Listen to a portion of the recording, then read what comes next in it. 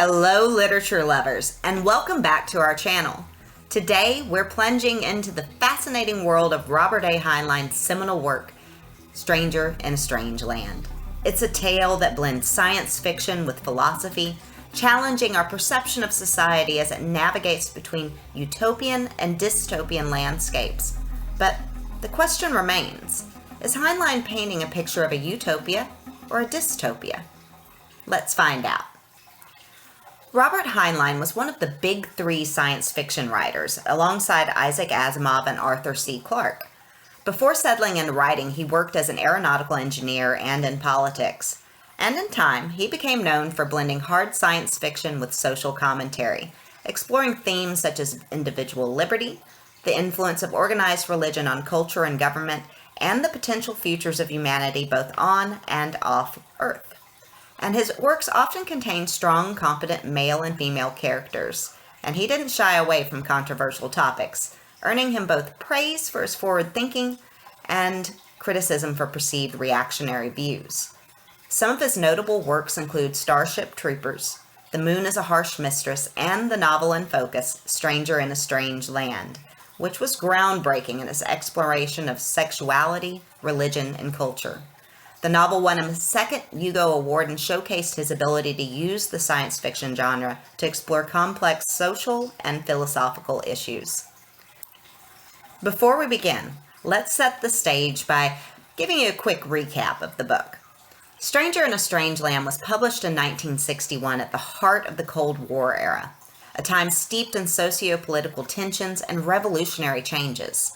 The novel mirrors these complexities, illustrating a society undergoing transformation through the lens of its protagonist, Valentine Michael Smith. And in Stranger in a Strange Land, we follow the life and experiences of this man, a human raised by Martians on Mars. The novel begins with his return to Earth, where he struggles to understand human culture, customs, and norms, given that his upbringing was vastly different and deeply influenced by Martian philosophies. And over time, he becomes a religious figure, founding the Church of All Worlds, which combines Martian language and perspectives with human religion, effectively merging the two worlds' philosophies into one. And through this narrative, Heinlein explores themes such as sexuality, freedom, organized religion, and the potential for a human society built on different, perhaps more harmonious principles. Valentine's unique perspectives and abilities, which include being able to control matter and read minds, both fascinate and terrify the existing Earth structures of power, eventually leading to a tragic end. Heinlein uses this rich narrative landscape to offer a scathing critique of contemporary society and to explore complex themes of identity, belonging, and the very essence of being human. With that brief recap of the plotline, let's move forward, closer to answering the question of whether Stranger in a Strange Land is a utopian or a dystopian novel. A utopia is a term derived from the Greek words ou, meaning not, and topos, meaning place. And it was first coined by Sir Thomas More in his 1516 book, Utopia, where he used it to describe an idealized fictional community on an island in the Atlantic Ocean. In general discourse, utopia has come to refer a perfect or ideal society where everything is harmonious and a perfect socio-political legal system, and it meets the needs and wishes of all its citizens. In a utopian society, there's a balance of individual and collective needs, promoting harmony, equity, and justice. However, utopian concepts often lean towards the realm of fantasy, as they assume a level of perfection that is typically seen as unattainable in reality. In Stranger in a Strange Land, Heinlein brings out utopian elements mainly through the experiences and philosophies introduced by the protagonist, Valentine Michael Smith, who embodies a utopian ideal in himself due to his Martian upbringing, vastly different from human society. So let's explore the key utopian elements in the novel. One of the most exciting elements is the introduction of alternative family structures.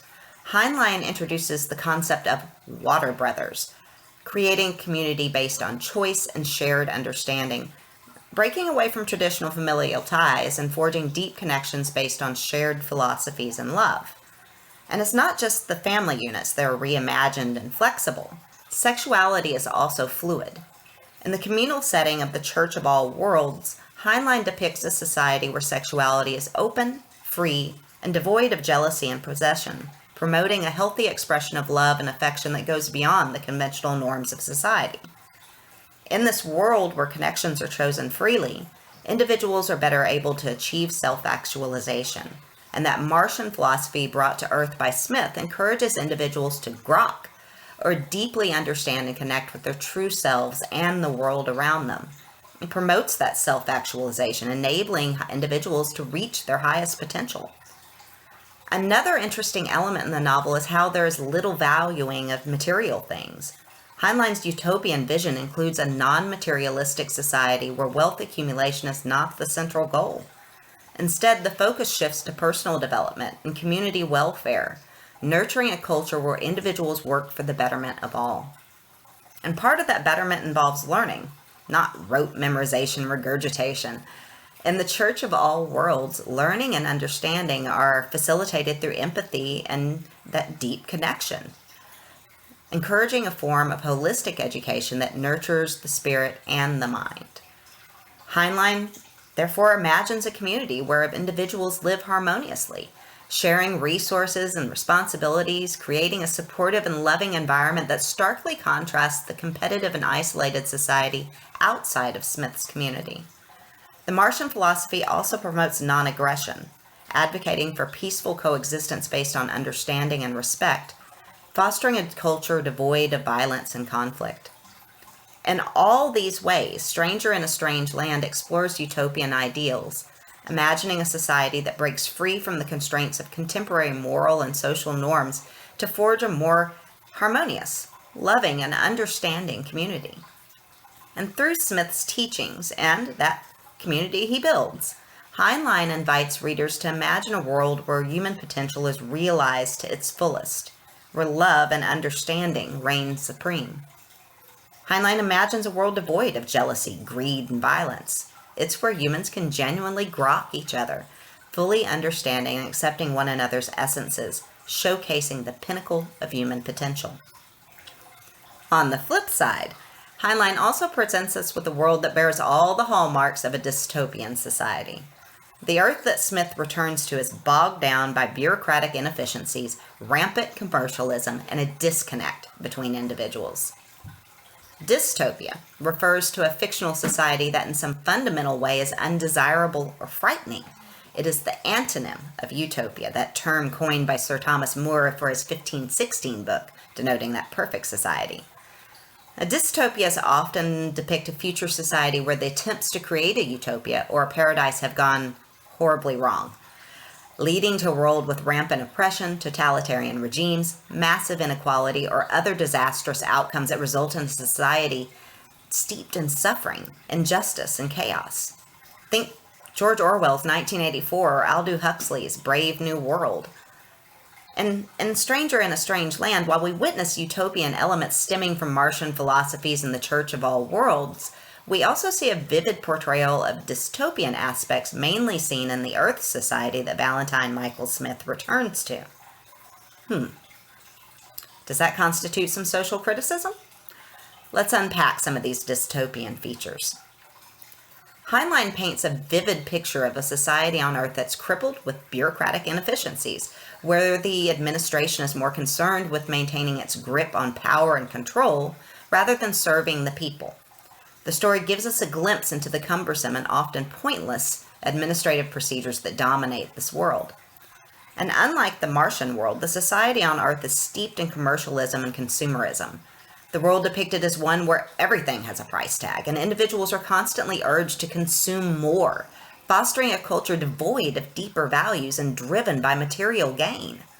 This materialism even extends into arenas where it arguably shouldn't.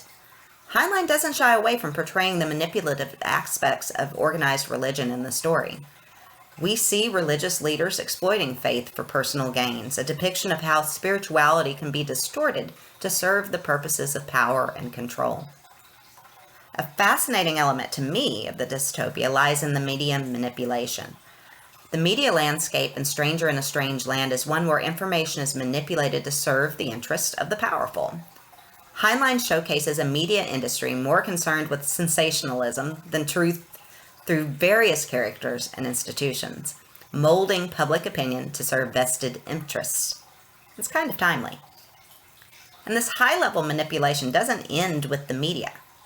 Individual autonomy is often sidelined in the dystopian world depicted in the story.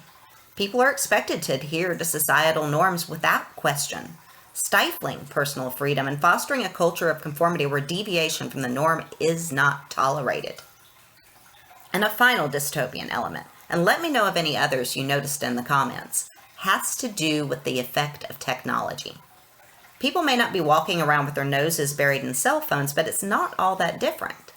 Though a society advanced in technology, Heinlein's Earth portrays a world where technology has led to a sense of alienation, with individuals increasingly disconnected from each other, replacing human warmth and connection with mechanical interactions. Heinlein, through Stranger in a Strange Land, crafts a rich narrative that doesn't just give us a glimpse into utopian and dystopian aspects of society. It mirrors the fears and concerns of a world moving away from human bonds and spirituality, and instead digging into materialism and power dynamics. It leaves us with pertinent questions on the directions our society could take. And perhaps the most striking feature of Stranger in a Strange Land is how it blurs the line between utopia and dystopia. Through Smith's eyes, we witness the synthesis of Martian and human cultures, a fusion that brings forth both the best and worst of both worlds. And this nuanced approach forces readers to question the very nature of utopia and dystopia, challenging us to rethink our ideas of an ideal society and the sacrifices it entails. Is Stranger in a Strange Land a tale of utopia or dystopia? The answer is a complex amalgamation of both. This complex story offers no easy solutions, but invites readers to ponder, question, and potentially grok the complexities of human existence. What do you think? Is Heinlein's world more utopic, dystopic, or a blend of both? Let me know in the comments below. And if you enjoyed this video on Stranger in a Strange Land, don't forget to like, share, and subscribe for more literary explorations. Thanks for joining on this journey through science fiction's almost enduring classic. Until next time, happy reading.